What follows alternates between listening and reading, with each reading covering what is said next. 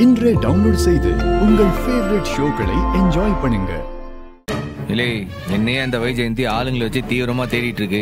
நானே அவங்க கண்ணில் டிபிக் கொடுத்து தான் சுத்திட்டு இருக்கேன். அந்த வெங்கடேச மட்டும் அவங்க கண்ணில் மாட்டினா கோலை வெறியில இருக்கானுவ. கோர்ட்டுக்கு வரத்துக்கு முன்னாடி அவனை சைலண்ட் ஆக்கிட்டு வருவேன். அவனை கொலை பண்ற அளவுக்கு போனவதான அந்த பொம்பளை. மர்மோன நம்ம ரொம்ப கவனமா இருக்கணும். சண்முகத்தையே கண்காணிக்கிறவங்க வெங்கடேசனை சும்மா விடுவாங்களா? எப்படியும் அவனை கோர்ட்ல ப்ரொடியூஸ் பண்ண விடாம பல வழியில போராடதான் போறாங்க மாமா. அண்ணா அதை நினைச்சாலே திக்கு திக்குன்னு இருக்கு. இல்லை இப்ப நீ எதுக்குல பதறிட்டு இருக்க? கொஞ்ச நேரம் அமைதியா இல்ல யோசிக்கணும்ல. இல்லை உன்னால அவனை கோர்ட்டுக்குள்ள கொண்டு வர முடியுமா? அதான் பிரச்சனை. இப்போ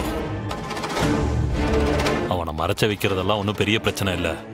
கோர்ட்டுக்கு கொண்டு வரணும்னா ரோடு வழியா மட்டும்தான் கொண்டு வர முடியும். அதுல ரிஸ்க் அதிகம்.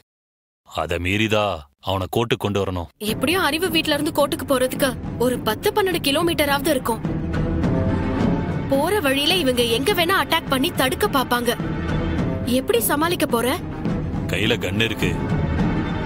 இருந்தாலும் அவங்க நிறைய பேர் வந்துட்டா பிரச்சனை தான். என்ன சண்முகம், என்ன சொல்லுத? யோசிப்போம். நானும் பல விதமா யோசிச்சு பார்த்துட்டல. பிரச்சனை இல்லாம இந்த விஷயத்துல வைஜெயந்தி கண்ணில் மண்ணை தூவிட்டு அவனை கோர்ட்டுக்கு கூட்டிட்டு வரணும்.